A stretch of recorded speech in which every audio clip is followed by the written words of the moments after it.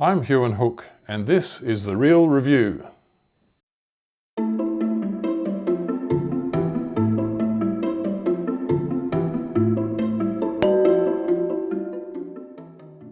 So the wine we're tasting today is Penfolds Max's Cabernet Sauvignon 2018, and this is a South Australian blend.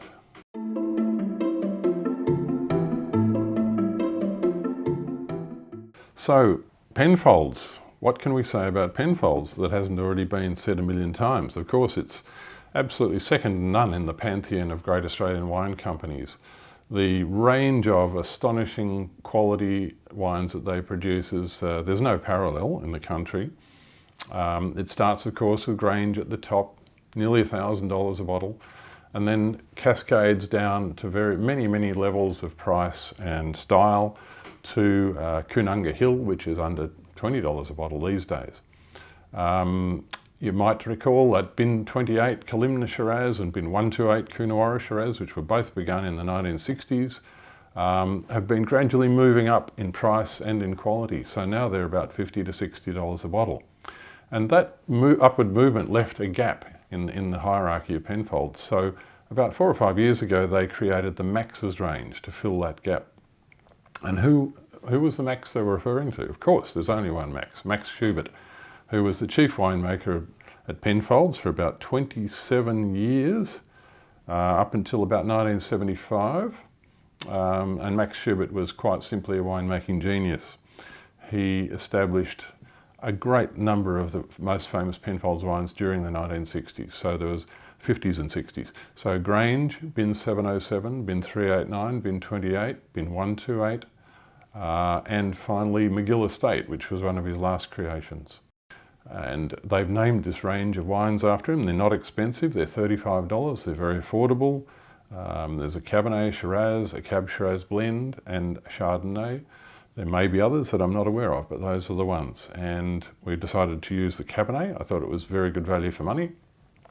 And like a lot of those top Penfolds wines, it's not about regionality, it's about South Australian wines and blended to a consistent style from year to year. So most of the wines don't have a region on the label, they just have South Australia.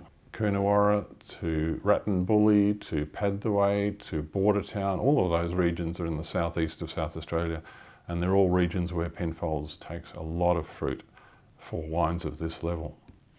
Probably some Adelaide Hills in it, probably some Barossa, but blended to a style.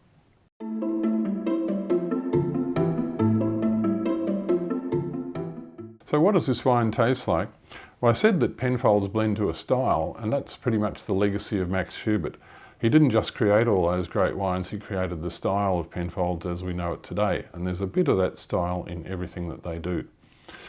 Sure, this wine isn't going to be as powerful, as oaky, as tannic, and as concentrated as their top wines, but it has some of the pedigree of those wines in it. Good deep colour, nice hue, nice purple colour, fresh, youthful looking colour. And the nose is discreetly Cabernet. Penfolds Cabernet styles never shout Cabernet at you. They're always a bit sotto voce, a little bit understated.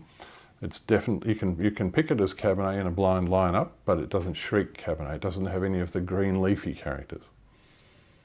It has instead mulberries, raspberries, blackberries, that sort of thing. And this one's more about fruit. As you go up the hierarchy, you find the Penfolds wines have more and more oak in them, but this one is very much an expression of fruit.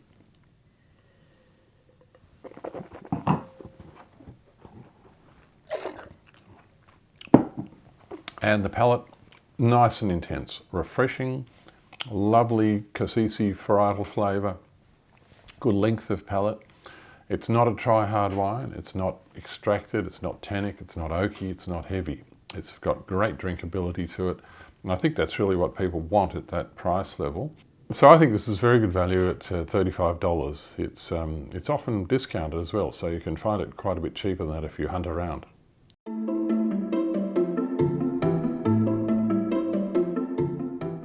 So how do we rate this wine? We scored it 91 points, which is pretty good for its level. And as I said, it's quite often discounted. It's often a bit hard to get a handle on the price of these wines. They do have a range of prices. We suggest drinking it from now until 2030. I would think 10 years is quite good, a quite conservative range of years for that wine. And we scored it 27th out of 65 Cabernets from South Australia in the 2018 vintage.